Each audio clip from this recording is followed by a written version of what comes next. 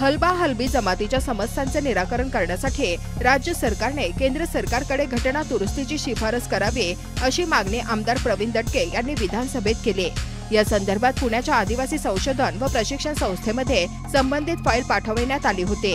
मात्र नकारात्मक मानसिकतेच्या लोकांनी वारंवार चुकीच्या शिफारसी देत समाजाला न्याय मिळू नये यासाठी अडथळे निर्माण केले असे त्यांनी निदर्शनास आणून दिले। या समाजाचा घटना दुरुस्तीचा मुद्दा अत्यंत महत्त्वाचा असून लाखो लोकांना त्याचा थेट लाभ मिळणार आहे। जर राज्य सरकारने योग्य पद्धतीने केंद्र सरकारकडे शिफारस केली तर या समाजाच्या अनेक समस्यांचे निराकरण होऊ शकते। हलबा समाज मोठ्या प्रमाणात रोजगार निर्मिती करणारा असून सूप व कापड निर्मितीपासून ते इतर व्यवसायात त्यांचा मोलाचा वाटा आहे। मात्र शासनाच्या चुकीच्या धोरणांमुळे अनेकांना नोकऱ्यांमधून अन्यायकारकपणे कमी केले जात आहे। केंद्र व राज्य सरकारच्या विविध विभागातील तसेच बँकांमध्ये काम करणाऱ्या लोकांना 20 ते 30 वर्षे नोकरी केल्यानंतरही बडतर्फ केले जात आहे, ही गंभीर बाब आहे। आमदार प्रवीण दटके यांनी हा विषय सभागृहात उचलून धरत माननीय मुख्यमंत्री, उपमुख्यमंत्री, आदिवासी मंत्री आणि संबंधित अधिकाऱ्यांनी यावर सकारात्मक निर्णय घ्यावा अशी मागणी केली।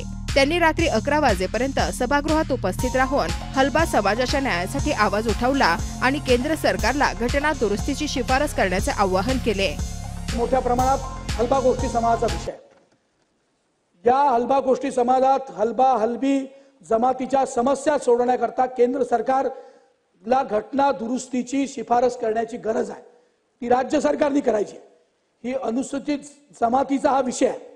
या बाबतीत प्रचंड प्रयत्न सगळेजण मिळून करतात। पुण्याच्या आदिवासी संशोधन आणि प्रशिक्षण संस्थेमध्ये ती फाईल गेली होती, पण प्रिज्युडाइज माइंडनी, नकारात्मक माइंडनी वारंवार या समाजाला त्रास देण्याचा प्रयत्न होतोय, चुकीच्या शिफारसी पाठवतात। त्यामुळे या सभागृहाच्या माध्यमातून माननीय अध्यक्ष महोदय आपल्या माध्यमातून माजी माननीय देवेंद्रजींना, माननीय मुख्यमंत्र्यांना, माननीय अजितदादांना, माननीय एकनाथ शिंदे साहेबांना आणि आदिवासी मंत्र्यांना की या समाजाला जर खरंच न्याय द्यायचा असेल, या 10 लाख, 20 लाख, 25 लाख, 50 लाख लोकांना जर खरंच न्याय द्यायचा असेल तर त्या शिफारसी योग्य पद्धतीने राज्य सरकारकडून केंद्र सरकारकडे केल्या तर या हा समाज मोठ्या प्रमाणात रोजगार उपलब्ध करून देणारा समाज आहे। सूत तयार करण्यापासून, कापड तयार करण्यापासून तर जे एकच मिनिट ते वैभव जे आहे हे समाज हा प्राप्त करून देऊ शकतो। त्यामुळे या समाजाचा जो शिफारसीचा मुद्दा आहे तो फार ऐरणीवर आहे। त्याच्यामुळे अनेक लोक त्रासले आहेत, अनेकांच्या नोकऱ्या चालल्या आहेत।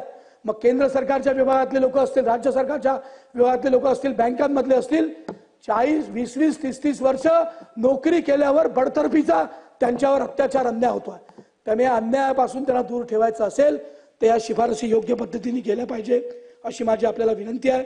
एक शेवटचा